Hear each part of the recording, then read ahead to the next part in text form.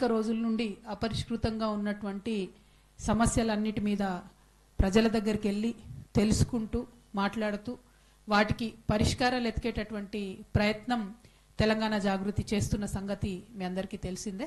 మరి అందులో భాగంగా ఏ జిల్లాకు వెళ్ళినా పోయినమా వచ్చినమా అన్నట్టు కాకుండా అక్కడికి వెళ్ళి అక్కడే 2 రోజులు ఉండి ఆ 2 రోజుల్లో ఆ సమస్యలను క్షేత్రస్థాయిలో వెళ్ళి తెలుసుకొని బాధితుల నుండి కంప్లీట్ అవగాహన తీసుకొని వాటి మీద పోరాటం చేయడానికి తెలంగాణ జాగృతి సన్నద్ధమైంది. ఈ గత కొన్ని రోజులలోనే అనేక అంశాలు మేము మాట్లాడి ప్రభుత్వం మీద ఒత్తిడి తీసుకొచ్చినటువంటి అనేక అంశాలు కూడా పరిష్కారమైనాయని చెప్పి చాలా సగర్వంగా మీ అందరికి కూడా నేను తెలియజేస్తా ఉన్నాను. అదేవిధంగా మరి వనపర్తి జిల్లా అంటే సంస్కృతికి పెట్టింది పేరు, సాంస్కృతిక వారసత్వానికి సాంస్కృతిక సంపదకు పెట్టింది పేరు. చాలా రోజుల క్రితం వచ్చినటువంటి అనేక పెద్ద పెద్ద కవులు ఈ ప్రాంతాన్ని చూసి వనపర్తి అంటే అన్నీ కూడా సమృద్ధిగా ఇక్కడ దొరికేటటువంటి ఒక పట్టణం, మరి ఇంత మంచి ప్రదేశం ఇక్కడ ఉంది అని చెప్పి ఏనుగుల వీరస్వామి అనేటటువంటి పెద్ద మనిషి రాసిన చాలా పాత పుస్తకాలలో కూడా చెప్పబడి ఉన్నది. 100 ఏండ్ల చరిత్ర ఉన్నటువంటి ప్రదేశం. ఆనాడు ఉన్నటువంటి సంస్థానాధీశులు వాళ్ళందరూ కూడా సాహు మహారాజ్ యొక్క స్ఫూర్తితోని మరి ఆనాడే విద్యా సంస్థలు పెట్టించి రిజర్వేషన్లు ఇచ్చి ఎస్సీ బీసీ మైనారిటీ అందరూ కూడా చదువుకోవాలని చెప్పి పెద్ద ఎత్తున ఒక మంచి సామాజిక స్పృహను కనబరిచినటువంటి సంస్థానం. ఒక పక్క సాహిత్యం, ఒక పక్క కట్టడాలు, ఇంకొక పక్క సామాజిక స్పృహ, ఇంకొక పక్క చదువు, అన్నిటికన్నా మించి రైతులు బాగుండాలని పెద్ద పెద్ద వాటర్ ప్రాజెక్ట్స్ కట్టించి చాలా సీరియస్గా ప్రజల సంక్షేమం కోసం పనిచేసినటువంటి ప్రదేశం వనపర్తి ప్రదేశం. మరి అప్పటి నుండి ఇప్పటి వరకు కూడా ప్రత్యేకతను చాటుకుంటుంది. మేము హైదరాబాద్లో ఎవరన్నా వనపర్తిలో వస్తే కలవంగానే అనుకుంటాం వీళ్ళు వనపర్తి నుంచి వచ్చిరారు. ఎందుకంటే చాలా చాలా పొగరుగా, చాలా చాలా ఆత్మగౌరవంతో, చాలా కాన్ఫిడెన్స్తోని ఇక్కడ ప్రజలు మాట్లాడతారు. డబ్బు ఉందా లేదా అన్నటువంటిది పక్కన పెడితే ఆత్మగౌరవానికి పెట్టింది పేరుగా వనపర్తి జిల్లా ఉంటుందని చెప్పి మేము హైదరాబాద్లో ఉన్న ప్రతి ఒక్కరం కూడా అనుకుంటాం. వారిని చూడగానే గుర్తుపడతాం, ఈజీ గుర్తుపట్టడం వనపర్తి వాళ్ళు అంటే. మరి అటువంటి వనపర్తిలో నిజంగా నిన్నటి నుంచి చూస్తుంటే కొన్ని సమస్యలు చాలా బాధ అనిపించినటువంటి పరిస్థితి. ఎందుకంటే ఈ వనపర్తిలో తెలంగాణ కోసం కొట్లాడినాం, అనేక మంది ఉద్యమకారులు ఉన్నారు. ఆ ఉద్యమకారులు నిన్న వస్తూ ఉంటే మా తమ్ముడు మహేష్ అని ఉంటాడు, ఫస్ట్ విగ్రహం పెట్టిండు పాపం వనపర్తిలా. ఇప్పటికి కూడా అదే విగ్రహం దగ్గర పోయి అందరు తెలంగాణ తల్లికి దండేస్తారు. మహేష్తోనే నిన్న కూడా పోయి అక్కడ తెలంగాణ తల్లికి దండేసి మరి అక్కడి నుంచి మొత్తం అన్ని కార్యక్రమాలు చేసుకుంటూ ముందుకొచ్చినాం. మరి తెచ్చుకున్నటువంటి తెలంగాణలో 10 సంవత్సరాలు జరగాల్సినంత జరిగిందా వనపర్తిలా అంటే కొద్దిగా బాధతోనే చెప్పాలి, జరగలేదనే చెప్పాల్సినటువంటి సందర్భం. ప్రత్యేకించి మేము ఎంటర్ అవడమే అంటే ఇప్పుడున్నటువంటి వనపర్తి జిల్లాలో మన అమరచింత ఉన్ను ఆత్మకూరు మండలాలకు వెళ్ళలేదు. మేము నారాయణపేటకు వెళ్ళినప్పుడు అటు కవర్ చేద్దామని అటు వెళ్ళలేదు. ఇప్పుడు మాత్రం దేవరకద్రలో ఉన్నటువంటి మండలాలు, అట్లనే మన పానుగలు, మన కొల్లాపూర్కి సంబంధించిన మండలాలు, వనపర్తి నియోజకవర్గానికి సంబంధించినటువంటి మండలాలన్నీ కూడా కవర్ చేసుకుంటూ వచ్చినాం. సీను రండి, ఇటు రండి, సీనుకు ప్లేస్ ఇవ్వండి అన్న, కూర్చోబెట్టుకోండి. మా నారాయణపేట జిల్లా అధ్యక్షుడు రండి. అయితే నిన్న ఎంటర్ అవడమే కొత్తకోట మండలానికి వచ్చినాం. కొత్తకోటలో చేనేత కార్మికులు వాళ్ళ పరిస్థితిని వెళ్ళి చూడడం జరిగింది. చేనేత కార్మికుల కోసం మనం అంతకుముందు తెలంగాణ రాకముందు కూడా మరి భిక్షాటన చేసి కేసీఆర్ గారు ఉమ్మడి రాష్ట్రంలో మా చేనేత పరిస్థితి ఇట్లా ఉంది అని చెప్పినటువంటి సందర్భాన్ని కూడా మనం గమనించుకున్నాం. సో రాష్ట్రం వచ్చిన తర్వాత కొన్ని కార్యక్రమాలు చేపట్టుకున్నాం. ఒక్క చేనేత కార్మికుడికే కాదు, ఆయన దగ్గర ఉండే 2 హెల్పర్స్ కూడా కలిపి మన కేసీఆర్ గారు పెట్టినటువంటి పథకాలు ఉన్నాయి. కాంగ్రెస్ ప్రభుత్వం రాగానే ఆ పథకంలో చేనేత కార్మికుడికి ఇంకా 2 సహాయకుల దగ్గర ఒక సహాయకుని తీసేసి ఒక్కరికే ఇవ్వడం జరుగుతూ ఉంది. రైట్ నౌ మీరు చూసుకుంటే ఉమ్మడి మహబూబ్ నగర్ జిల్లాలో చేనేత భరోసా కింద దాదాపు 8,891 మంది జూలైలో దరఖాస్తు చేసుకుంటే, అంటే 2024 జూలైలో దరఖాస్తు చేసుకుంటే ఇప్పటి వరకు ఏ ఒక్కరికి కూడా సహాయం అందలేదన్నది వాస్తవం. అదేవిధంగా ఈ పథకం కింద మగ్గానికి ఒక్కొక్క కార్మికుడికి 18,000, సహాయానికి ఒక్కొక్కరికి 6,000 చెల్లిస్తారు. కానీ అందులో ఒక హెల్పర్ని తీసేసిండు, అంటే ఒక 6,000 డైరెక్ట్గా లాస్ చేసిండు. నిన్న పోయి నేను అక్కడ రాట్నం వడుక్కుంటూ కండలు చుట్టుకుంటూ కూర్చుంటే 3 లేనిది అసలు బేసిక్ వర్క్ కూడా చేయలేం చేనేతలో. ముగ్గురు ఉంటేనే బేసిక్గా అన్ని వస్తువులు తయారవుతాయి. మళ్ళీ చీర నేసేటప్పుడు కూడా ఇద్దరు మినిమం కావాలి. ఇవన్నీ ఆలోచించే బీఆర్ఎస్లో ఒక కార్మికుడు ఇద్దరు హెల్పర్స్ అని చెప్పి ఫిక్స్ చేస్తే కాంగ్రెస్ రాగానే ఒక కార్మికుడు వేతనాన్ని తీసేయడం జరిగింది. ఇది చాలా అన్యాయం. వాస్తవ పరిస్థితుల్ని క్షేత్రస్థాయిలో పరిస్థితులు చూసుకొని చేసి ఉంటే బాగుండేది. ఇది చేనేత కార్మికులకు చాలా దుఃఖాన్ని మిగులుస్తుంది. 6,000 లాస్ అంటే ఒక్క చీర నేసిన కష్టం లాస్ అని అర్థం. ఒక చీర నేస్తే కూడా 5,000 వస్తున్నాయి, 6,000 వస్తలేవు. కాబట్టి ప్రభుత్వం దీని మీద ఆలోచన చేసి తక్షణమే ఇంకొక హెల్పర్ జీతం యాడ్ చేయాలని చెప్పి నేను డిమాండ్ చేస్తున్నా. అట్లానే మన వనపర్తి కాన్స్టిట్యున్సీలో 755 మంది చేనేత కార్మికులు దరఖాస్తు చేసుకున్నారు. వాళ్ళు ఎదురు చూస్తున్నారు సహాయం కోసం, వారికి ఇంతవరకు రాలేదు. అట్లానే ఉమ్మడి మహబూబ్ నగర్ మొత్తం కూడా కలిపితే దాదాపు 10 కోట్ల రూపాయల వరకు బాకీలు ఉన్నాయి. ఇది వెంటనే రిలీజ్ చేయవలసిందిగా ప్రభుత్వాన్ని నేను డిమాండ్ చేస్తూ ఉన్నాను. అట్లనే 2017 నుంచి 2024 ఏప్రిల్ వరకు చేనేత కార్మికులు తీసుకున్న ₹1,00,000 రుణం మాఫీ చేస్తామని చెప్పి ఈ కాంగ్రెస్ ప్రభుత్వం చెప్పింది. దానికి 33 కోట్ల రూపాయలు అవుతాయి. అది వెంటనే ఆ రుణమాఫీ చేయాలని చెప్పి నేను ప్రభుత్వాన్ని డిమాండ్ చేస్తూ ఉన్నాను. ఒక్క మన వనపర్తిలోనే దాదాపు 20-25 మంది వరకు ఆ రుణమాఫీ కోసం ఎదురు చూస్తున్నారు. రుణమాఫీ చేయాలని కోరుతున్నాను చేనేత కార్మికులకు సంబంధించి. అదేవిధంగా చేనేత కార్మికుల 8% పొదుపు చేస్తే ప్రభుత్వం దాన్ని డబుల్ చేయాలి, 16% యాడ్ చేయాలి. కానీ ఇంతవరకు ఈ 20 నెలల్లో, ఈ కాంగ్రెస్ వచ్చిన 20 నెలల్లో ₹1 అంటే ₹1 కూడా చేనేత కార్మికుల కోసం యాడ్ చేస్తలేరు. ఇది కరెక్ట్ కాదు. వారి దుఃఖం ఇంకా తీరలేదు, వారు ఇంకా కష్టాల నుంచి బయటికి రాలేదు. కాబట్టి ప్రభుత్వం చాలా సీరియస్గా చేనేత కార్మికుల మీద డిమాండ్ చేస్తూ ఉన్నాం. అక్కడి నుంచి కొత్తకోట నుంచి మేము కానాయపల్లి అనే గ్రామానికి పోయినాం. కానాయపల్లి గ్రామానికి మీ వనపర్తి పూర్వ ఎమ్మెల్యే మన రావుల చంద్రశేఖర్ రెడ్డి అన్న వాళ్ళ సొంత ఊరు. అక్కడ శంకర సముద్రం అనేటటువంటి ప్రాజెక్ట్ ఉన్నది. ఈ స్టోరీ మీకు నాకంటే ఎక్కువ తెలుసు. 20 ఏళ్ల నుంచి మీరు అనేక మంది మాట్లాడుతుంటే విన్నటువంటి స్టోరీ లాగున్నది. కానీ నేను ఒక 10 ఏళ్ల కింద అక్కడ బతుకమ్మ ఆడుకోవడానికి వచ్చిన. అప్పుడు అసలు ఈ సమస్య గురించే తెలియదు నాకు. బతుకమ్మ ఆడుకొని వెళ్ళిపోయినాం. చేస్తున్నారు నాకు, మీరు వచ్చిపోయినారు 10 ఏళ్ల కిందట, మీరు వచ్చి ఆడిపోయిన ప్రదేశం అంతా మునిగిపోయిందని చెప్పి చెప్తున్నటువంటి సందర్భం. కానీ ఈ 10 ఏళ్లలో కూడా ఎంత దారుణం అంటే తెలంగాణ వచ్చిందే ఇట్లాంటి భీమా, నెట్టెంపాడు, కల్వకుర్తి పెండింగ్ ఉన్న ప్రాజెక్ట్స్ ఫినిష్ చేయడానికి. ఈ కానాయపల్లి అనేది భీమా ఫేజ్ 2లకు వస్తుంది. దాన్ని ఒక 500 మీటర్స్ బండ్ పెంచాలి. ఆల్రెడీ 2004-05లోనే ఆ ఊర్లో ఉన్న వాళ్ళందరికీ కూడా కాంపెన్సేషన్ ఇవ్వడం జరిగింది. ఓన్లీ రీహాబిలిటేషన్ R&R కాలనీ కట్టియాక మాత్రం 20 ఏళ్ళు అవుతుంది. ఆ 20 ఏళ్లలో కూడా ఘోరం ఏంటంటే గేట్లు అధికారులు ఇష్టం ఉన్నప్పుడు ఎత్తుతారు, ఇష్టం ఉన్నప్పుడు ఆపుతారు. దాంతో నీళ్ళన్నీ వెనకకు తట్టి సగం ఊరికి నీళ్ళు వస్తున్నాయి. నిన్న చూసిన వీడియోస్ కూడా ఉన్నాయి నా దగ్గర. ఇంటి నిండా పాములు, పిల్లల్ని పెట్టుకొని అదే పాములు ఉన్న ఇంట్లో ఉండేటటువంటి పరిస్థితి ఉంది. చాలా దారుణంగా ఉంది. నేను ఒకటే డిమాండ్ చేస్తూ ఉన్నా, ఆ ఊర్లో 18 సంవత్సరాలు దాటినటువంటి వాళ్ళు ఇప్పటికీ 450 మంది ఉన్నారు. వాళ్ళందరూ కూడా ప్రభుత్వానికి కాంపెన్సేషన్ ఇవ్వాలి. ఆ ఊర్లో 20 ఏళ్ల కింద సర్వే చేసినప్పుడు కూడా అప్పటి నుంచి ప్రజలు చెప్తున్నారు, ఒక 30-35 మందిని ఇడిచిపెట్టిరాయ బాబు మీరు అని. ఏ ప్రభుత్వం సర్వే చేయలేదు, బీఆర్ఎస్ సర్వే చేయలేదు, కాంగ్రెస్ చేయలేదు. 30-35 మంది ఎవరైతే వదిలిపోయినరో వాళ్ళని కూడా అందులో ఇంక్లూడ్ చేసుకోవాలి. అట్లానే మన అవుట్ సైడ్ ద సిటీ అంటే పనికి అట్లా ఇట్లా పోయిన వాళ్ళు 100 మంది ఉన్నారు, వాళ్ళని కూడా కాంపెన్సేషన్లో ఇంక్లూడ్ చేసుకోవాలి.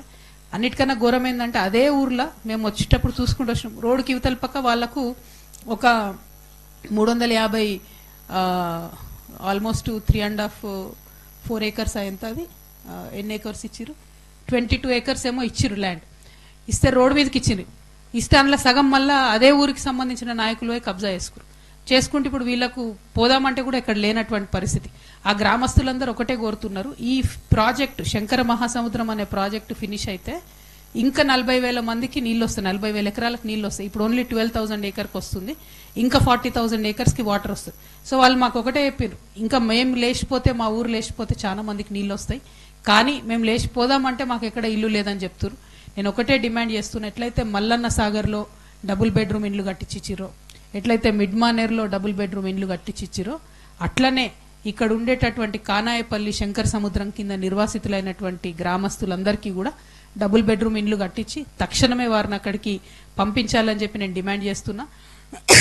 ఇక ఇంట్లో మరి రావుల చంద్రశేఖర్ రెడ్డి గారు అంత పెద్ద నాయకుడు కేసీఆర్ గారికి గత 5 సంవత్సరాలుగా తలలో నాలుకగా ఉంటూ ఇప్పుడు మొత్తం తెలంగాణ భవన్ అంతా కూడా పెద్దసారే మెయింటైన్ చేస్తున్నారు రావుల చంద్రశేఖర్ రెడ్డి గారే. మరి ఒక 2-3 ఏళ్ల కింద వారు ఒక్క మాట చెప్పుంటే ఈ గ్రామం పరిస్థితి వేరే ఉండేదని చెప్పి నేను మనస్ఫూర్తిగా నమ్ముతున్నా. రాహుల్ చంద్రశేఖర్ రెడ్డి గారు ఇప్పుడన్నా మరి ఇప్పుడున్న ప్రభుత్వం మీద ఒత్తిడి తీసుకురండి. ఎందుకంటే మీ మాటకు వేటేజ్ ఉంటుంది. మీరు అవినీతి రహిత నాయకుడు అని చెప్పి అందరు చెప్పుకుంటారు. కాబట్టి మీ మాటకు విలువ ఉంటుంది. కాబట్టి ఈ పోరాటంలో కలిసి రావాలి. పెద్దలు రాహుల్ చంద్రశేఖర్ రెడ్డి గారు ముందు నిలబడాలని కూడా నేను డిమాండ్ చేస్తా ఉన్నాను.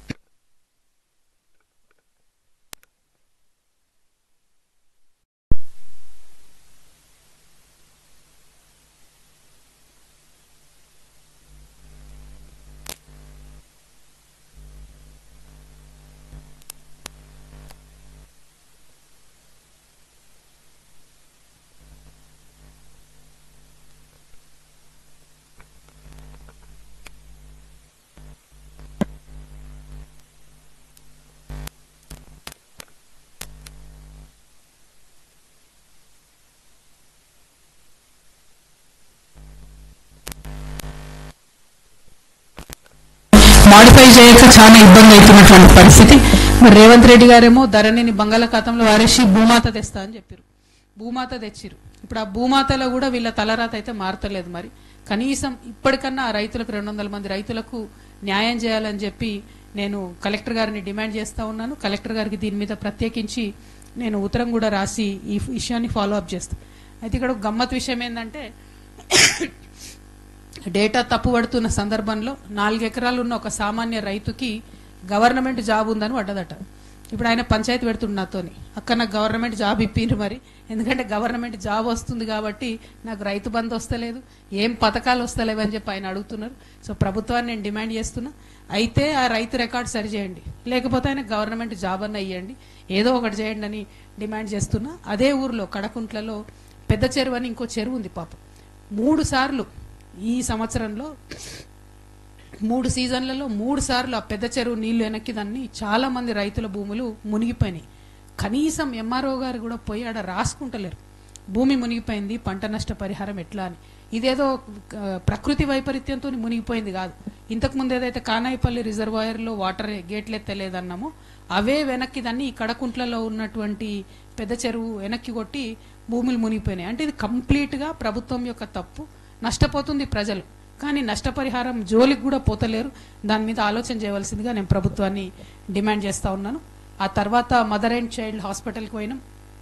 మదర్ అండ్ చైల్డ్ హాస్పిటల్లో పాపం డాక్టర్లు నర్సులు వాళ్ళ కెపాసిటీకి మించి కష్టపడి పనిచేస్తూ ఉన్నారు.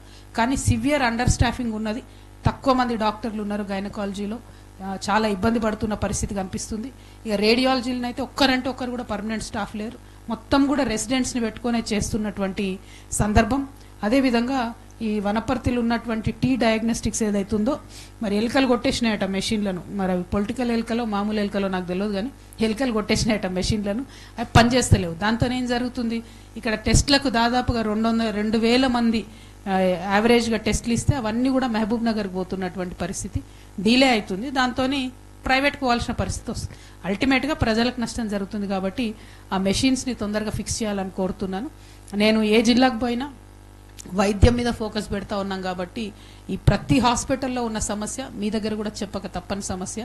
శానిటేషను, కేర్ టేకర్స్, అట్లా patient caretakers, security guards వీళ్ళందరినీ కలిసి ప్రైవేట్గా ఏజెన్సీలతో పెడుతున్నారు. రాష్ట్ర వ్యాప్తంగా వీళ్ళు 20 నుంచి 22,000 మంది ఉంటారు. వాళ్లకు జీతాలు రాక 3 నెలలు అవుతుంది. ఆ జీతాలు రాకపోతే వాళ్ళు కనీసం యూనిఫామ్ కూడా ఉతుక్కోలేని పరిస్థితులలో ఉన్నారు. కాబట్టి వీళ్ళనైతే రెగ్యులరైజ్ చేయాలి. ఎందుకంటే వైద్యం మీద ప్రభుత్వం దృష్టి పెట్టదలుచుకుంటే వాళ్ళని ఖచ్చితంగా రెగ్యులరైజ్ చేయాలి. చేస్తే వాళ్ళు రెగ్యులర్ ఎంప్లాయీస్ లాగా జీతాలు సరిగ్గా వస్తాయి. కాబట్టి పేషెంట్లు ఇబ్బంది పడకుండా ఉంటారని చెప్పి నేను భావిస్తూ ఉన్నాను. ఇంకా ఆ తర్వాత అక్కడి నుండి వచ్చి మేము ఏమైంది భయ్, నాకు గొంతు నచ్చలేదా మీకు? బంజాయవా కాసేపు, వేడిగా ఉందన్నా బంజాయబా.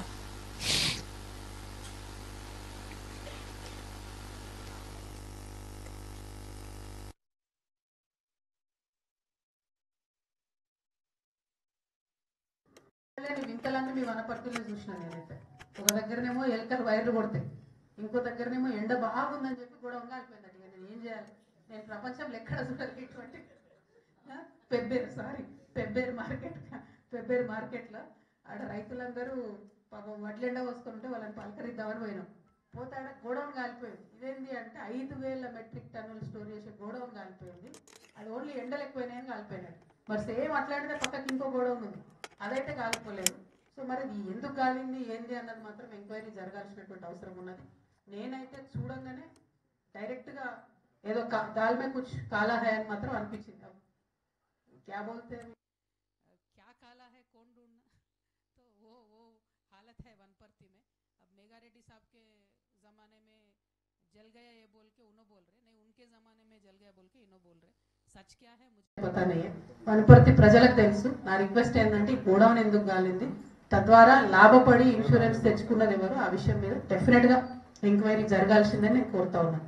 అదేవిధంగా వడ్లు మొత్తం వనపర్తి జిల్లా అంతా కలిపి 2 లక్షల ఎకరాలలో ఈసారి వరి సాగు చేస్తే 4.5 లక్షల టన్నుల ధాన్యం వస్తుందని చెప్పి ప్రభుత్వం ఒక ఎస్టిమేట్ చేసి 3.5 లక్షల టన్నుల ధాన్యం మేము కొంటామని చెప్పేది.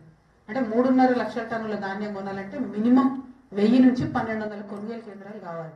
కానీ ప్రభుత్వం ఇప్పటివరకు తెరిచిందని 330 కొనుగోలు కేంద్రాలు మాత్రమే తెలిసి 35,000 క్వింటాలు మాత్రం కొన్నారు. అంటే మీ టార్గెట్లో ఓన్లీ 10% కొన్నారు. మీరు ఎందుకు ఇట్లా చేస్తున్నారు అంటే బోనస్ ఇవ్వాల్సి వస్తుంది కాబట్టి కొంటమన్న దాంట్లో 10%, 20% కొనడము, మిగతా వాళ్ళు రైతులు అలసిపోయి మధ్యలో దళారులకు అమ్ముకొని వెళ్ళిపోవడం. ఎంత దారుణం అంటే 17% తేమ వరకు అలౌ చేస్తామని చెప్పేమో మినిస్టర్లు చెప్తారు, సీఎం చెప్తాడు. ఇక్కడనేమో వాళ్ళు కాంటాలు పెడతలేరు. కనీసం అంత పెద్ద మార్కెట్లో కాంటాలు పెట్టలేదు. చాలా అన్యాయంగా ఉంది. 20-25 రోజుల నుంచి పంటను మీద పెట్టుకొని పడగాపులు కాస్తున్న రైతులు ఉన్నారు. దయచేసి ప్రభుత్వం సీరియస్గా స్పందించాలి, వెంటనే కొనుగోలు ప్రారంభించాలని చెప్పి నేను ప్రభుత్వాన్ని డిమాండ్ చేస్తున్నా. పాతపల్లికి వచ్చినాం. నెక్స్ట్ అక్కడి నుంచి పెబ్బేరు మార్కెట్ చూసి పాత 50 డబుల్ బెడ్రూమ్ ఇళ్ళ కోసం కట్టించిండ్రు, కానీ ఇంతవరకు వాటిలోకి ఫినిష్ చేస్తలేరు. కాంట్రాక్టర్ ప్రాబ్లం అని చెప్తున్నారు. గమ్మత్ ఏంటంటే ఆ కాంట్రాక్టర్ పోయి ఆ డబుల్ బెడ్రూమ్ ఎవరికైతే 50 మందికి వచ్చిందో వాళ్ళందరినీ కూర్చోబెట్టి ఒక్కొక్క బెనిఫిషియరీ దగ్గర 85,000 రూపాయలు తీసుకోవడం జరిగింది. అది అందరూ చెప్తున్నారు. కాంట్రాక్టర్ ఉల్టా పైసలు ఎందుకు తీసుకున్నాడు ఇప్పటివరకు అర్థమైతే లేదు. ఎందుకంటే ఆల్రెడీ ఆయన గవర్నమెంట్ నుంచి రావాలి పైసలు, కాంట్రాక్టర్ పైసలు తీసుకున్నాడు. మరి ఆ కాంట్రాక్టర్ ఎవరు, అది తీసుకున్నది ఎవరు, సరే తీసుకున్నాడు కట్టాలి కదా కనీసం అని చెప్పి ప్రజలు అడుగుతున్నారు. కాబట్టి దీని మీద వెంటనే అధికారులు దృష్టి పెట్టాలి, కలెక్టర్ గారు దృష్టి పెట్టాలి. పాతపల్లి డబుల్ బెడ్రూమ్ విషయాన్ని నేను కూడా పర్సనల్గా కలెక్టర్ గారికి లెటర్ రాయడం జరుగుతుంది. అక్కడ ఉన్న ఆడబిడ్డల గోస చాలా దారుణంగా ఉన్నది. మొత్తం పెబ్బేరులో ఒక 4-5 డివిజన్స్లో ఈ పాతపల్లి గ్రామంలో కనీసం మంచినీళ్ళు కూడా లేనటువంటి పరిస్థితి ఉన్నది. కాబట్టి అధికారులు తక్షణమే దృష్టి పెట్టాలని చెప్పి నేను రిక్వెస్ట్ చేస్తా ఉన్నాను. ఆ తర్వాత పెబ్బేరులో బీసీ కాలనీకి వచ్చినాం. అక్కడ అన్ని సమస్యలు 6 గ్యారెంటీల చుట్టే తిరుగుతున్నాయి. ఎవరికి సిలిండర్లు వస్తలేవు, ఎవరికి కూడా ఫ్రీ కరెంట్ వస్తలేదు, ఎవరికి కూడా ఏవైతే 6 గ్యారెంటీలో చెప్పిన 2,500 వస్తలేవు, తులం బంగారం వస్తలేదు. ఇట్లా ప్రతి ఒక్కరు కూడా ఆ కాలనీ విషయాలు చెప్తూ వచ్చింది. ఇక ఇన్ఫ్రాస్ట్రక్చర్ రోడ్ల విషయం అయితే మళ్ళీ చేద్దామా రిపేర్ చేద్దామా అన్న విషయం కనీసం పట్టించుకుంటలేరు. కాబట్టి అధికారులు, మున్సిపల్ అధికారులు కొంత శ్రద్ధ పెట్టాలని చెప్పి నేను కోరుతా ఉన్నా. పెబ్బేరులో రోడ్ వైండింగ్ అవుతుంది. రోడ్ వైండింగ్ లో ఇండ్లు పోతున్నాయి. పెబ్బేరు మున్సిపాలిటీలో కొంత కాస్ట్లీ ల్యాండ్స్ ఉన్నాయి. ఆ ల్యాండ్ పోతే ఊరవతల ఎక్కడో 4 మీటర్ల దూరంగా మీకు చిన్న ప్లాట్ ఇస్తామని చెప్తున్నారు. వాల్యూ ఎంత ఉందో అంత దయచేసి ఇవ్వాలని చెప్పి నేను ప్రభుత్వాన్ని డిమాండ్ చేస్తున్నాను. అందులో మళ్ళీ 2 సైడ్లు రోడ్ వైండింగ్ లో 50-20 ఇళ్ళు పోయినాయి. కానీ ఒక్క సైడు కొట్టేసి మొత్తం రోడ్ వేసి ఇంతవరకు ₹1 కాంపన్సేషన్ ఇవ్వలేదు. మరి పెబ్బేరు ప్రజలు మంచిగా ఉండి అభివృద్ధికి సహకరించారు. దాన్ని అడ్వాంటేజ్ తీసుకోవద్దు. ప్రభుత్వాలు తక్షణమే వాళ్ళకి మంచి వాల్యూతో డబ్బులు ఇవ్వాలని చెప్పి నేను డిమాండ్ చేస్తా ఉన్నాను. ఆ తర్వాత పెబ్బేరు సంత, పెబ్బేరు కానీ అంతకుముందు మేము పాలమూరు సంతలు అనుకునేది, చాలా ఫేమస్, చాలా పాపులర్. 5-6 రాష్ట్రాల ప్రజలు అక్కడికి వస్తారు. ఈ పెబ్బేరు సంతలో మరి వేణుగోపాల స్వామి వారి గుడి మాన్యాలు మొత్తం ఆ సంత అంతా కూడా 32 ఎకరాలు ఉన్నాయి. ఇప్పుడు ఆ 32 ఎకరాలు కూడా మన పాత మంత్రి గారు నిరంజన్ రెడ్డి గారి మనుషులు మొత్తానికి మొత్తం కబ్జా పెట్టుకొని ఆ సంత భూమి అంతా కూడా అమ్ముకోవాలని చూస్తున్నారని అక్కడ స్థానికులు చెప్పడం జరిగింది. మరి అది ఎంతవరకు వాస్తవం అనేటటువంటిది మరి ఇప్పుడున్నటువంటి ప్రభుత్వం ఆలోచన చేస్తుందా, ప్రజలు ఆలోచన చేసుకుంటారో చూడాలి. ఇంతకు ముందు కూడా ఆ గుడి మాన్యం మీద వచ్చే సంతలో వచ్చే 2 నుంచి 3 కోట్ల రూపాయలు వస్తుందట ఎవ్రీ ఇయర్. ఆ 2-3 కోట్ల రూపాయలు కూడా స్వామివారికి ఏం పోదు, వేణుగోపాల స్వామివారికి ఏం పోదు, అది టౌన్ మున్సిపాలిటీ వాడుకుంటారు. కానీ ఇప్పుడు పరిస్థితి ఏంటంటే మొత్తం 32 ఎకర్స్ ప్రైవేట్ ల్యాండ్ అని చెప్తున్నారు. చెప్తే మొత్తం పెబ్బేరులో ఉండే ఆర్థిక వ్యవస్థ అంతా దెబ్బతింటది. ఆ సంత మీద ఆధారపడి అనేక మంది ఉంటారు, చిన్న చిన్న వ్యాపారాలు చేసుకునే వాళ్ళు ఉంటారు. కాబట్టి మొత్తం పెబ్బేరు ఎకనామీ అంతా కూడా డిస్టర్బ్ అవుతుంది. కాబట్టి ఆ 32 acres కి సంబంధించి కనీసం దేవుడి గుళ్ళన్నా సిగ్గుపడి వదిలేయాలని చెప్పి నేను దాని వెనుక ఉన్నటువంటి పెద్ద మనుషులందరినీ కూడా హెచ్చరిస్తా ఉన్నాను. ఎందుకంటే ప్రజలైతే ఊరుకునే పరిస్థితి లేరు. అఖిలపక్షం పెట్టుకొని పోరాటాలు చేసిండ్రు, దాన్ని ఆపిండ్రు, సైట్ మీదకి పోతే అక్కడ గొడవ చేసి కూడా ఆపడం జరిగింది. కాబట్టి ఇది డెఫినెట్ గా ప్రజల నుంచి వస్తున్న విషయాన్ని హెచ్చరికగా భావించి ఆ కబ్జా కోర్లను సపోర్ట్ చేయడం పెద్ద పెద్ద నాయకులు బంద్ చేసుకోవాలని కూడా ఈ సందర్భంగా నేను డిమాండ్ చేస్తా ఉన్నాను. అట్లనే డంపింగ్ యార్డ్ పెబ్బేరులో తీసుకుపోయి మోడల్ స్కూల్ పక్కన పెట్టారు. పక్కనే స్కూల్, పిల్లలకు ఇబ్బందిగా ఉంది. దాన్ని దయచేసి తొలగించాలని కోరుతున్నాం. పెండింగ్ బ్రిడ్జెస్ ఉన్నాయి. ఇంట్రెస్టింగ్ ఉంది యాక్చువల్లీ. పెబ్బేరు నుంచి శ్రీరంగస్వామి టెంపుల్, శ్రీరంగస్వామి టెంపుల్ పోయే తొవ్వ అంతా కూడా దాదాపు 11 బ్రిడ్జిలు ఉన్నాయి. అన్ని బ్రిడ్జిలు ఫౌండేషన్ వేసి పెట్టేసిండ్రు. మరి కాంగ్రెస్ ప్రభుత్వం దాన్ని కొనసాగిస్తలేదు. గవర్నమెంట్ అంటే ఏదైనా కంటిన్యూస్ ఉండాలి, ప్రజలకు ఇబ్బంది కావద్దు, దయచేసి దాన్ని కొనసాగించాలని చెప్పి నేను గవర్నమెంట్ ని కోరుతా ఉన్నాను. అదేవిధంగా మరి వనపర్తిలో కూడా సేమ్ స్టోరీ చెప్తున్నారు, కబ్జా స్టోరీ మార్కెట్ కి సంబంధించి. మరి కబ్జాలు ఏందో ఈ గోల్ ఏందో నాకు అర్థమైతలేదు. అది దీని గురించి ఎంక్వైరీ చేస్తా ఉంటే మీ జర్నలిస్టులకు ఇచ్చిన ఇండ్లు కూడా మళ్ళీ ఇప్పుడు వచ్చిన గవర్నమెంట్ కూడా తీసేసుకుందని చెప్పి తెలియజేస్తా ఉన్నారు. జర్నలిస్టులకు ఓన్లీ 2 దగ్గరలో నాకు తెలిసి ఇచ్చినాం. మా నిజామాబాద్ లో ఒకసారి 5 ఎకరాలు ఇచ్చినాం మేము. ఇస్తే దాన్ని కూడా ఇప్పుడు గవర్నమెంట్ రాగానే రద్దు చేసేసింది. ఇక్కడ ఒక 84-90 మందికి ఇస్తే ఇక్కడ కూడా గవర్నమెంట్ రద్దు చేసిందట. కాంగ్రెస్ గవర్నమెంట్ గుర్తుపెట్టుకోవాలి, జర్నలిస్టులతో పెట్టుకున్న వాళ్ళు ఎవరు బాగుపడలేదు చరిత్రలో. దయచేసి వాళ్ళకి ఇయ్యక అక్కడనో ఇక్కడనో ఇచ్చినటువంటివి వాళ్ళ క్యాస్టీస్ గా ఉండేటట్టు చూడండి. సరే, ఇంకెవరికైనా రాలేదు అంటే ఇంకా కొన్ని యాడ్ చేసి ఇవ్వండి, కానీ ఇచ్చిన వాళ్ళకి గుంజుకోవడం అయితే చాలా దారుణం అని చెప్పి ఈ సందర్భంగా నేను తెలియజేస్తున్నాను. మరిగా ముఖ్యంగా తెలంగాణ తెచ్చుకున్నదే నీళ్లు, నిధులు, నియామకాలు అనేటటువంటి కాన్సెప్ట్ తో. సో పాలమూరు రంగారెడ్డి కంప్లీట్ అయితే మొత్తం ఉమ్మడి మహబూబ్ నగర్ జిల్లాకు బెనిఫిట్ అవుతుంది అనుకున్నాం. రేవంత్ రెడ్డి గారు ఎప్పుడు ఒక మాట చెప్తా ఉంటాడు, నేను ఇదే జిల్లాలో పుట్టినా, ఇదే జిల్లాలో పెరిగినా, నేను పాలమూరు పులిబిడ్డనని చెప్తా ఉంటాడు. మరి పాలమూరు రంగారెడ్డి ప్రాజెక్ట్ కి అప్పుడు 33,000 కోట్లతో ప్రారంభమైన ప్రాజెక్టు ఇప్పుడు 52,000 కోట్లకు చేరుకున్నది ఎస్టిమేట్. కేసీఆర్ గారు ఉన్నప్పుడే 20,000 కోట్ల వరకు ఖర్చు పెట్టేయడం జరిగింది. ఇంకా కొంత అదనంగా ఫండ్స్ పెట్టుకుంటే కనీసం సగం కన్నా నీళ్ళు వస్తాయి. అంటే యాక్చువల్ గా 9 లక్షల ఎకరాలకు నీళ్లు రావాలి. రేవంత్ రెడ్డి గారు ఇంకా కొంచెం అదనంగా ఒక 10,000 కోట్లు ఖర్చు పెడితే సగం అట్లీస్ట్ 4.5 లక్షల ఎకరాలకు నీళ్ళు వచ్చే ఆస్కారం ఉన్నది. అంటే ఒకటే ఒక పెండింగ్ పాయింట్ ఏంటంటే Narlapur reservoir to Yedula reservoir ఒక 3.5 కిలోమీటర్ల స్ట్రెచ్ ఫినిష్ చేస్తే ఆల్రెడీ ఒకసారి వెట్రన్ చేసి ఉన్నారు. శ్రీశైలం నుంచి ఒక టీఎంసీ ఎత్తిపోసారు కాబట్టి అట్లీస్ట్ ఒక సగం 4.5 లక్షల ఎకరాలకు మాత్రం నీళ్లు వస్తాయి. దాని మీద దృష్టి పెట్టాలని చెప్పి నేను కోరుతా ఉన్నాను. నేను ఏదుల రిజర్వాయర్ కి ప్రెస్ మీట్ తర్వాత వెళ్ళడం జరుగుతుంది. అక్కడ ఊర్లు అన్ని కూడా R&R ప్యాకేజ్ అంతా కూడా ఇచ్చున్నాం, అయినా కూడా కంప్లీట్ కాలేదు. మరి అంతకుముందు నిరంజన్ రెడ్డి గారు ఏదుల రిజర్వాయర్ పూర్తి చేసి 1,00,000 ఎకరాలకు నీళ్ళు ఇస్తా అని చెప్పి చెప్పిండ్రు. వారు కూడా పూర్తి చేయించలేకపోయినరు.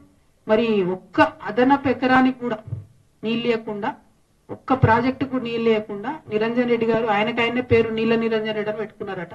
మరి అది ఎందుకు పెట్టుకున్నారు నాకైతే ఇంతవరకు అర్థం కాలేదు. కనీసం ఒక్క ఎకరానికైనా నీళ్ళు ఇవ్వాలి కదా. పాత ఈ చెరువులు, కుంటలు ఇదివరకు ఉన్నాయే వాటి కనెక్టివిటీ చేసేసుకొని నేనే నీళ్ళు ఇచ్చేసిన అని చెప్పి పేరు పెట్టుకున్నారు. అది కరెక్ట్ కాదని చెప్పి నేను భావిస్తా ఉన్నాను. మరిగా ముఖ్యమంత్రి గారు ప్రధానంగా ఇవాళ ఒక మాట చెప్తుంటాడు పదే. ఇక్కడ ఆ మాట చెప్పాలి. ఏమంటాడు ఆయన, నేను అచ్చంపేటలో పుట్టినా, వనపర్తిలో చదివినా, కొడంగల్లో గెలిచినా, అంటే నాకు మొత్తం మహబూబ్ నగర్ జిల్లాతో సంబంధం ఉందని చెప్తా ఉంటారు. మరి అలా వనపర్తిలో మీరు చదువుకుంటే, మేము ఇప్పుడే కాలేజ్కి పోయేస్తున్నాం, పాలిటెక్నిక్ కాలేజ్ కి, రాజావారి కోట అది ఆయన అప్పుడు డొనేషన్ చేసినటువంటిది. మరి ఎందుకోసము దాన్ని మీరు పట్టించుకుంటలేరు? బీఆర్ఎస్ గవర్నమెంట్ ఇదివరకు 23 కోట్లతో జీవో ఇస్తే కాంగ్రెస్ గవర్నమెంట్ రాగానే క్యాన్సిల్ చేసేసి, ఎందుకు అవసరం ఏముంది? మీకు 23 కాకపోతే 100 కోట్లు ఇవ్వండి. అల్టిమేట్ గా పాలిటెక్నిక్ కాలేజ్ ని దయచేసి కాపాడండి. ఎందుకంటే 850 మంది పిల్లలు ఉన్నారు. అందులో ఆడపిల్లలకు హాస్టల్ లేదు, మగపిల్లలకు హాస్టల్ లేదు. ఘోరమైన పరిస్థితి ఉంది. బీఆర్ఎస్ కూడా ఏం మొదటి నుంచి ఇవ్వలే, చివరి 1 ఇయర్ ముందు గవర్నమెంట్ లోంచి దిగిపోయే ముందు అప్పుడు ఇచ్చిండ్రు. అది కూడా జీవో ఇచ్చినాక ఓన్లీ 8 crores టెండర్ అయింది. అందులో కాంగ్రెస్ గవర్నమెంట్ రాగానే 8 crores కూడా తీసిపడేసి. అంటే ఈ కక్షపూరితమైన వ్యవహారం వల్ల మధ్యలో ఎవరు సఫర్ అవుతారంటే పిల్లలు సఫర్ అవుతారు. అక్కడ ఎంత దారుణంగా ఉందంటే 50 మంది టీచర్లు ఉన్నారు. టీచర్లు చెప్తారు కనీసం ఇంకా 50 మంది కావాలి అని చెప్పి. కానీ ఆ స్టాఫ్ కొరత, మొత్తం ఎక్కి చూసినా ఎక్కడ చూస్తే అక్కడ పాములు, కంప్లీట్ గా అసలు వాడలేనటువంటి పరిస్థితుల్లో కూడా పాపం పిల్లలు సర్వైవ్ అవుతున్నారు. కాబట్టి దయచేసి ప్రభుత్వం దృష్టి పెట్టాలని చెప్పి కోరుతున్నాం. మాకు ప్రత్యేకించి తెలంగాణ జాగృతికి సాంస్కృతిక సంపదను కాపాడడం అనేది ప్రధానమైన అంశంగా ఇన్నేళ్లు మేము పనిచేసినాం. కాబట్టి ఫిబ్రవరి 13 వరకు ఈ ప్రభుత్వానికి మేము గడువు ఇస్తున్నాం.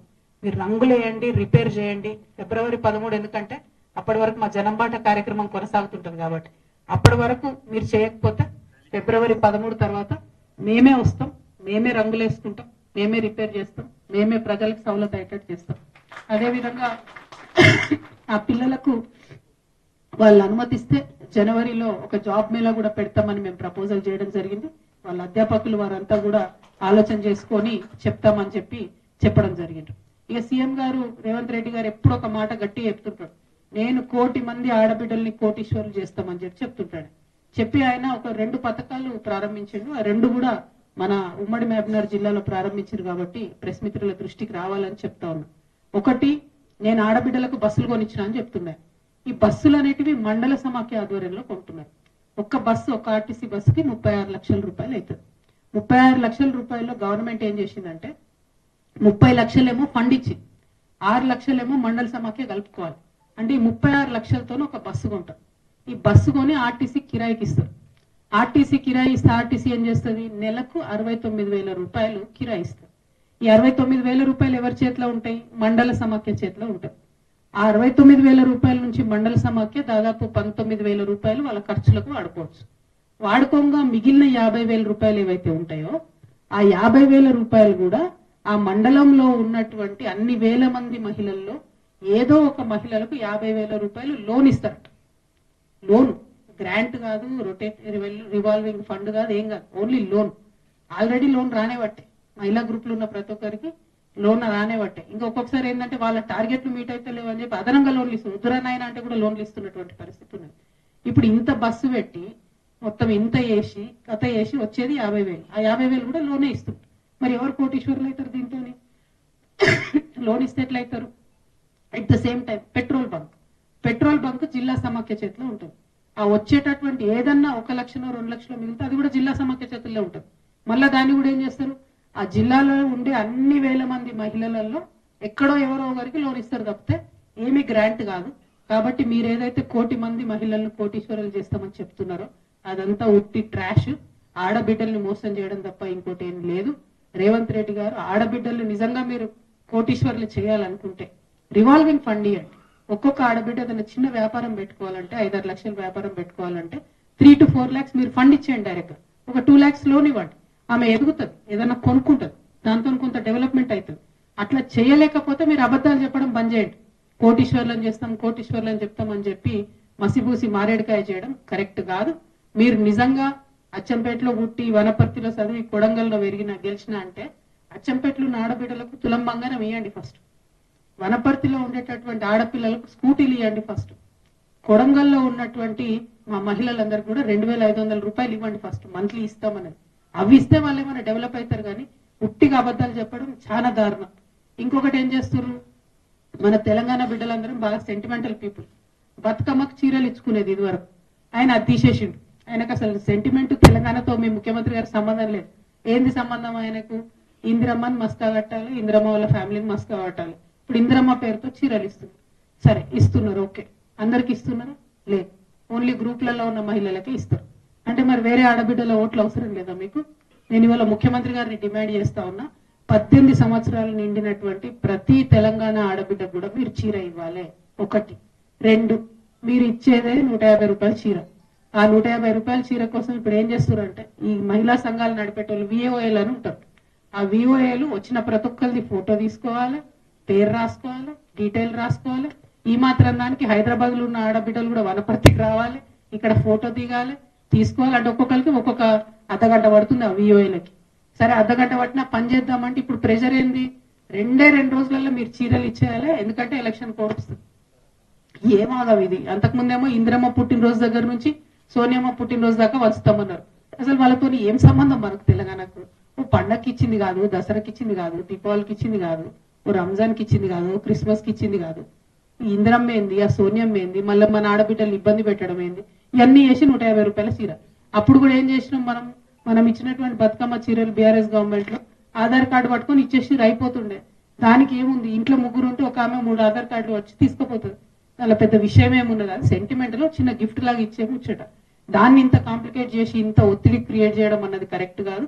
అన్నిటికన్నా ఎక్కువ నేను చాలా బలంగా నమ్మేది ఏంటంటే, ఇప్పుడు ముఖ్యమంత్రి గారు ఒక పథకం పెడుతుండే, ఏంటది, నేను 1 కోటి మంది ఆడబిడ్డల్ని గ్రూప్లలో వేస్తాడు.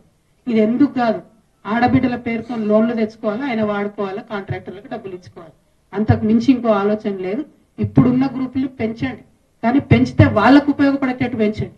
మీకు ఉపయోగపడేటట్టు వాళ్ళ పేరు మీద మీ గురువు గారు లాగా ప్రపంచ బ్యాంకుకి మా తెలంగాణ ఆడబిడ్డల యొక్క శ్రమను కుదవబెట్టే పని చేయొద్దని చెప్పి నేను డిమాండ్ చేస్తా ఉన్నాను. ఇక వనపర్తి జిల్లాలో ఎక్కడ తిరిగినా నిన్నటి నుంచి తెలంగాణ వాదులు, ఉద్యమకారులు, బీఆర్ఎస్ పాత నాయకులు, కొత్త నాయకులు అందరూ కూడా బాధపడుకుంటూ ఫోన్ చేస్తున్నారు. నిరంజన్ రెడ్డి గారి వల్ల వనపర్తి జిల్లాలో మళ్ళా బీఆర్ఎస్ పార్టీ జన్మలో కోలుకోలేని దెబ్బ పడ్డది.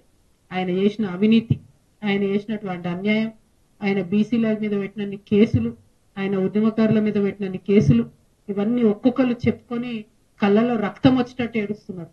మరి అన్నిటికన్నా ఎక్కువ ఆయన ఒక్కటి కాదు 3 ఫామ్ హౌస్లు కట్టుకున్నారు. ఆయన ఒక్కసారి ఎమ్మెల్యే అయితే, ఒకసారి మంత్రి అయితే 3 ఫామ్ హౌస్లు కట్టుకున్నారు. కట్టుకుంటే సరే కష్టార్జితం మీద కట్టుకున్నాడో, తన పిల్లలు పంపిస్తే కట్టుకున్నా అని ఆయన చెప్తున్నాడు. ఇబ్బంది లేదు, కానీ అందులో అసైన్ భూములు ఉన్నాయని చెప్తున్నారు. అందులో ఆర్డీఎస్ కోసం సేకరించినటువంటి భూములు ఉన్నాయని చెప్తున్నారు. మొత్తానికి మొత్తం కృష్ణా నది కంప్లీట్ గా ఒక కాలువ అంతా మీ ఫామ్ హౌస్ లకి వెళ్ళిపోతుందని చెప్తున్నారు. దాని మీద మరి ఎందుకు ఇప్పుడు కాంగ్రెస్ గవర్నమెంట్ ఎంక్వైరీ చేస్తలేదు? ఏం అండర్స్టాండింగ్ ఉన్నది?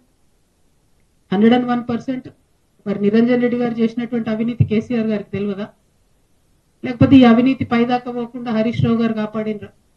ఈ అవినీతి పైన తెలిస్తే కేసీఆర్ గారు నిరంజన్ రెడ్డికి టికెట్ ఇవ్వరని చెప్పి కాపాడినరా? ఇప్పుడైతే మీడియా ద్వారా నేను కేసీఆర్ గారి దృష్టికి తీసుకెళ్తున్నాను.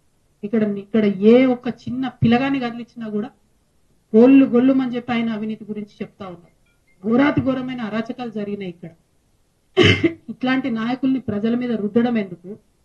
ఉద్యమకారులను ఇబ్బంది పెట్టడం ఎందుకు? దయచేసి ఇట్లాంటి మనుషులు ప్రజా జీవితంలో ఉండకూడదండి. ఇంకా ఈయన మనిషి, ఈ పెద్ద మనిషి మా తండ్రి ఉంటాడని ఆయన ఇన్ని రోజులు ఏమనలే నేను. ఈయనేందో ఈమె పుచ్చు వంకాయ సచ్చు వంకాయ అనేదో మాట్లాడుతున్నట.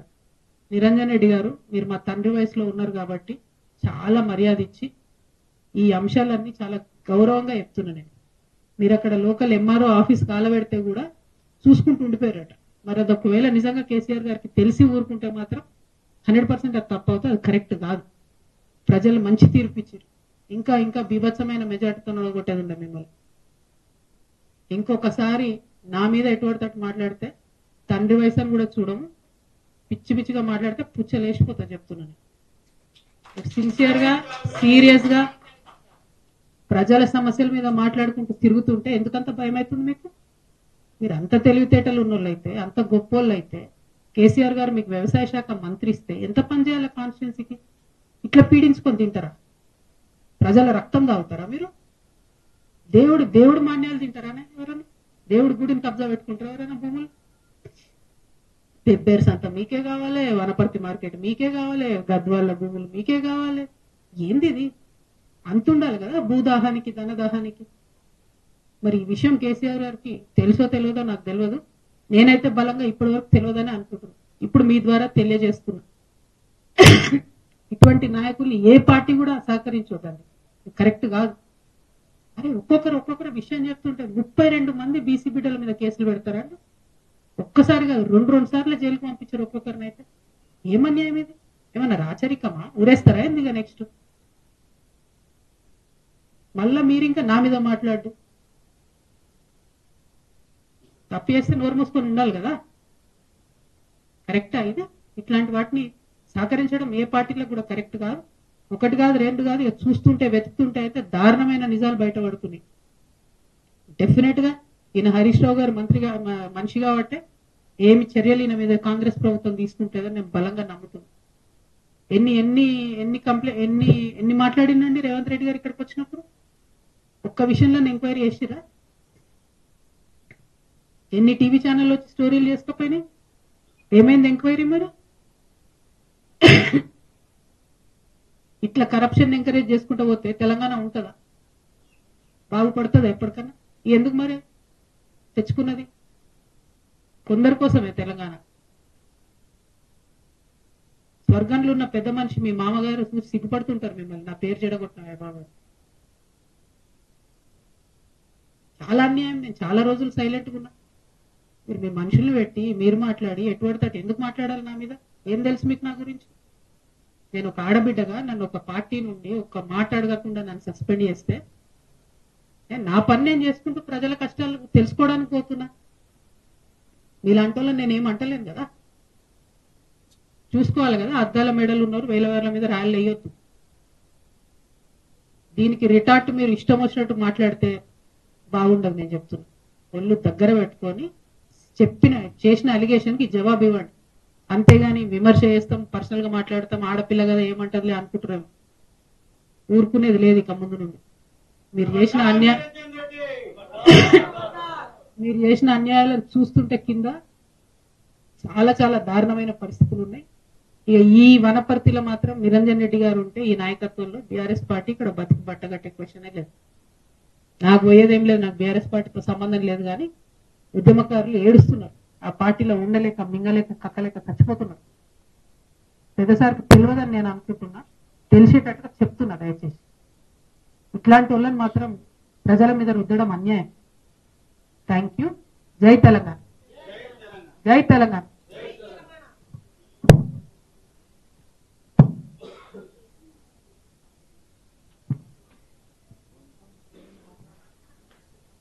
అవునా,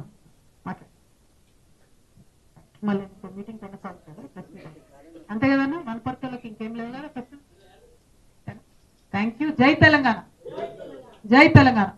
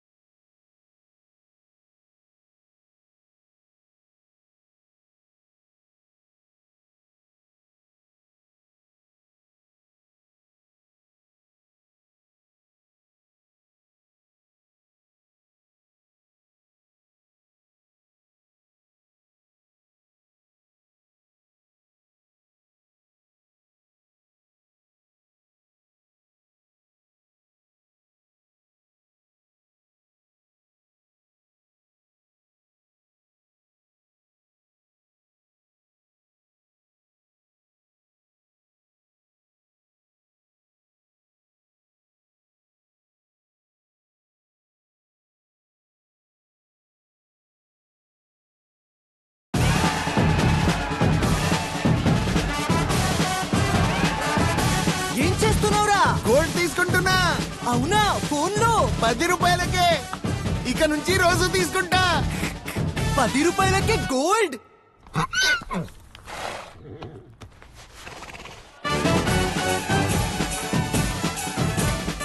రూపాయల విలువ పెరుగుతుంది గోల్డ్ ద్వారా సేవ్ చేసినప్పుడు. Gold on phone pay. Maybe it's in the place where it all began. In the quiet journeys, in the glories. Maybe greatness starts somewhere deeper, within the mark you leave wherever you've walked. When greatness lies within, it's rare.